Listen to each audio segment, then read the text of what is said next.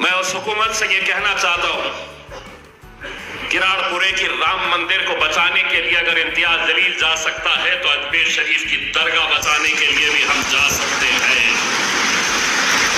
दोस्तों, दरगाह अजमेर शरीफ दरगाह को बचाने के लिए इम्तियाज जलील तैयार हो चुके हैं। इम्तियाज जलील की पूरी वीडियो देखिए कि किस तरह से वो बचाएंगे। पहले ये जान लीजिए, वीडियो देखने से पहले ये जान लीजिए कि आखिर इम्तियाज जलील हैं कौन। तो बताना चाहता हूँ, ओवैसी पार्टी के उम्मीदवार हैं जो औरंगाबाद से इलेक्शन लड़ रहे थे लेकिन हार गए।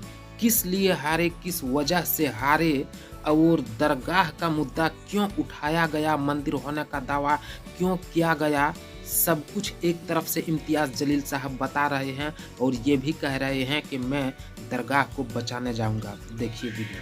अजमेर शरीफ की दरगाह का मुद्दा लाया गया और मीडिया से कहा गया कि अब इलेक्शन की बेईमानी के बारे में चर्चा नहीं होगी।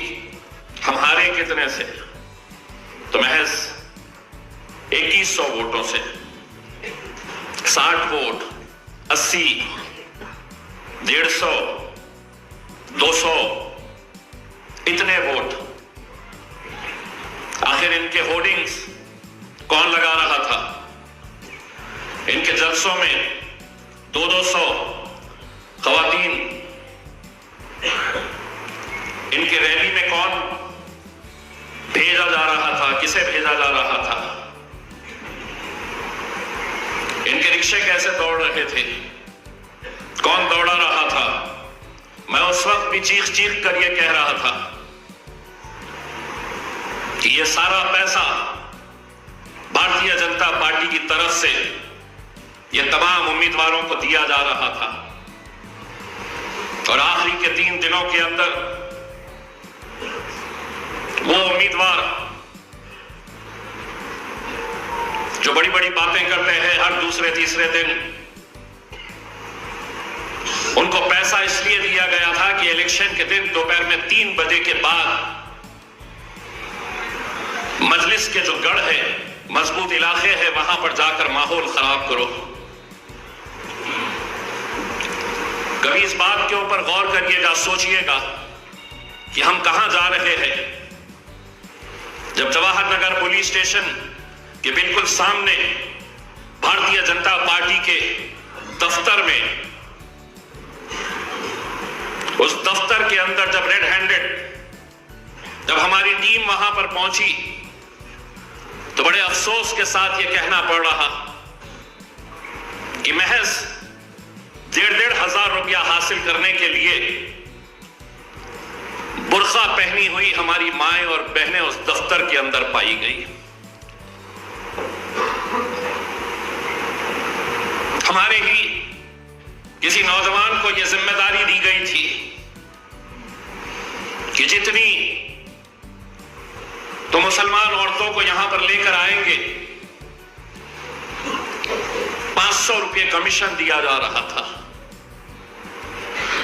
1,500 रुपये वोट खरीदने की कीमत दी जा रही थी।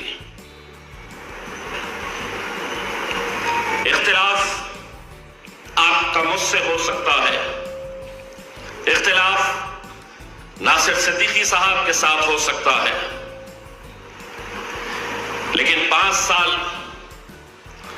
जो कौम का इतना बड़ा नुकसान किया गया है, उस दौर के अंदर जहां पर चुनकर आने के फौरन बाद भारतीय जनता पार्टी के कुछ नेता किस तरह की बयानबाजी कर रहे हैं।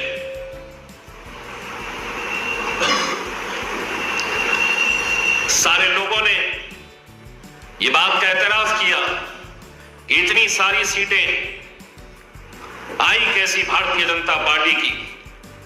कोई ईवीएम पर सवाल उठा रहा, आखिरी घंटे में तो वोटिंग में धांधलियां की गई, ये सवाल उठाए जा रहे। इसको डाइवर्ट करने के लिए बड़ी ही चालाकी के साथ अजमेर शरीफ की दरगाह का मुद्दा लाया गया और मीडिया से कहा गया कि अब इलेक्शन की बेईमानी के बारे में चर्चा नहीं होगी। अब अजमेर शरीफ की दरगाह चर्चा का मुद्दा जाए करके।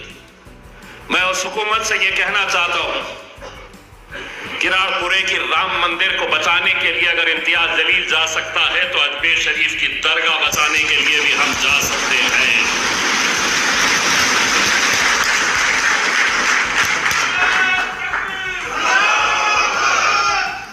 तो देख लिए दोस्तों, इम्तियाज जलील को कैसे हराया गया और किस लिए दरगाह का मुद्दा उठाया गया, ये आप लोग समझ चुके होंगे। तो इम्तियाज जलील के बयान को लेकर आप अपनी राय कमेंट में दीजिए।